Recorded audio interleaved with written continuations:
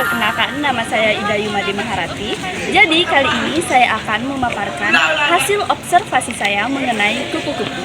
Simak sampai habis ya. Kupu-kupu adalah serangga yang tergolong dalam ordo Lepidoptera atau serangga bersayap sisik. Kupu-kupu salah satu serangga yang memiliki sayap indah dan suka berada di taman bunga yang segar dan asri. Danaus plexippus atau kupu-kupu raja merupakan salah satu jenis kupu-kupu yang termasuk dalam kategori kupu-kupu paling terkenal di dunia karena kemampuan migrasinya yang luar biasa, penyebarannya yang luas, dan penampilannya yang karismatik. Lebar sayap kupu-kupu raja mencapai 90 hingga 100 mm sekitar 4 inci. Warna sayap oranye ditandai dengan urat hitam dan tepi hitam dengan 2 garis bintik. Ulat kupu-kupu raja mudah dikenali dengan garis-garis vertikal berwarna hitam, putih, dan kuning kehijauan. Telur diletakkan satu persatu pada sejumlah spesies milkweed yang ditemukan di seluruh wilayah raja, dan ulatnya hanya memakan tanaman ini. Milkweed menghasilkan cairan susu asam yang mengandung senyawa beracun yang disebut dengan cardenolides, yang disimpan dalam tubuh ulat rakus dan membuat larva dan tahap selanjutnya tidak disukai predator. Setelah beberapa kali berganti kulit, ulat mencapai panjang 45 mm, hampir 2 inci. Ulat yang sudah dewasa biasanya meninggalkan tanaman milkweed untuk menjadi kepompong di tempat lain sebagai kepompong berwarna hijau pucat dengan bintik-bintik emas. Setelah 10-14 hari, kepompong menjadi transparan dan tubuh gelap kupu-kupu yang bermetamorfosis terlihat. Ulat dewasa muncul dalam keadaan terbalik dan menghabiskan beberapa jam untuk mengeringkan sayapnya sebelum dapat terbang.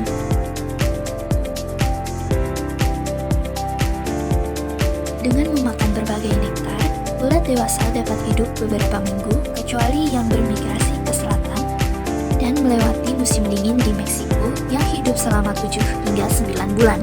Dengan demikian, sekitar 4 generasi raja muncul setiap tahun. Studi populasi yang berbeda dari raja di Amerika Utara, Tengah, dan di pulau-pulau tertentu telah mengungkapkan perbedaan dalam morfologi sayap dan tubuh dalam kaitannya dengan pola migrasi dan perilaku perkembangbiak. Misalnya, populasi raja di Amerika Utara bagian timur yang melakukan migrasi jarak jauh memiliki tubuh besar dan sayap depan bersudut besar. Sebaliknya, raja non-migrasi yang ditemukan Florida Selatan, Costa Rica, dan Hawaii memiliki tubuh yang lebih kecil dan sayap depan lebih kecil. Raja yang ditemukan di Amerika Utara bagian barat memiliki tubuh kecil dan sayap besar. Adaptasi yang diyakini para ilmuwan mungkin terkait dengan ketergantungan pada terbang meluncur. Penelitian telah menunjukkan bahwa berbagai sifat tubuh dan sayap raja diwariskan, yang menunjukkan bahwa mereka telah berevolusi sebagai respon terhadap kombinasi faktor, termasuk pengaruh migrasi, pergeseran genetik, dan perilaku perkembangbiak. Di Amerika Utara, kupu-kupu raja yang bermigrasi adalah contoh terkenal dari migrasi dengan jangkauan luas, dengan jangkauan perkembangbiakan yang luas.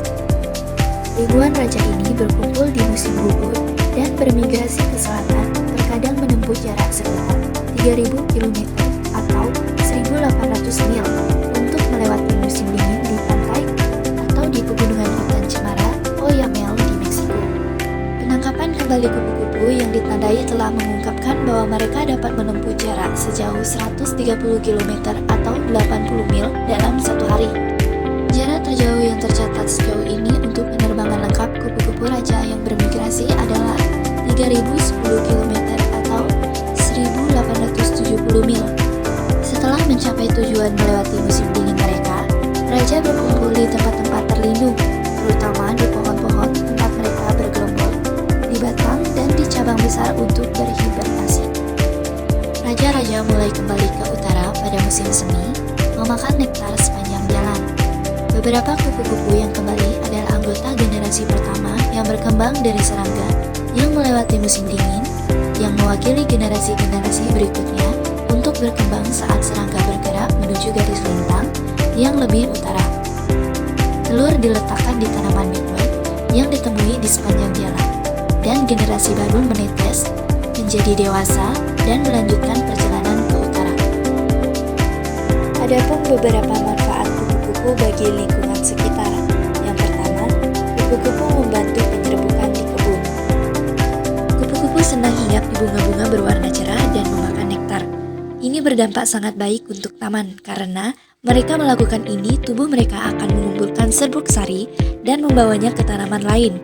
Ini membantu buah-buahan, sayuran, dan bunga untuk bereproduksi dan menghasilkan benih baru. Mayoritas tanaman membutuhkan hewan penyerbuk seperti kupu-kupu dan lebah untuk berkembang biak. Yang kedua, menjaga organisme tetap terkendali.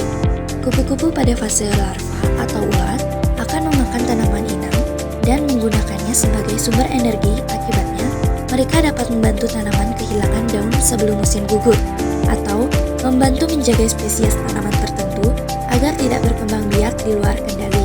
Beberapa spesies kupu-kupu dewasa memakan buah busuk, bangkai, kotoran hewan. Ini dapat membantu membersihkan lingkungan dari limbah. Yang ketiga, sebagai aspek edukasi.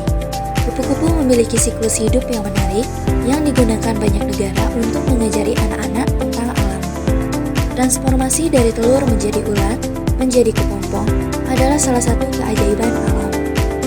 Aspek pendidikan lainnya termasuk pola sayap yang rumit dan permainan warna, juga bagaimana hewan mungil dan indah ini membantu penyerbukan dan perkembangbiakan tanaman. Yang terakhir, kupu-kupu juga merupakan sumber makanan bagi burung, laba-laba, kadal, tikus, dan hewan lainnya. Jadi, dapat kita simpulkan bahwa kupu-kupu termasuk dalam kelompok serangga bersayap. Sayap pada kupu-kupu dipenuhi oleh sisik-sisik yang lembut dan mudah rontok jika disentuh secara sembarangan. Jenis kupu-kupu sangat banyak jumlahnya. Bahkan di Pulau Jawa dan Pulau Bali saja terdapat lebih dari 600 jenis kupu-kupu. Kupu-kupu menjadi salah satu serangga yang banyak disukai oleh manusia karena memiliki banyak manfaat. Keindahan sayap kupu-kupu yang berwarna-warni dapat menjadi hiburan tersendiri. Kupu-kupu juga membantu proses penyerbukan tumbuhan, yaitu pada beberapa jenis tumbuhan yang penyerbukannya memerlukan bantuan serangga. Selain itu, ada juga kupu-kupu yang dimanfaatkan untuk menghasilkan bahan baku pakaian, yaitu kain sutra. Nah, segitu saja hasil observasi dari saya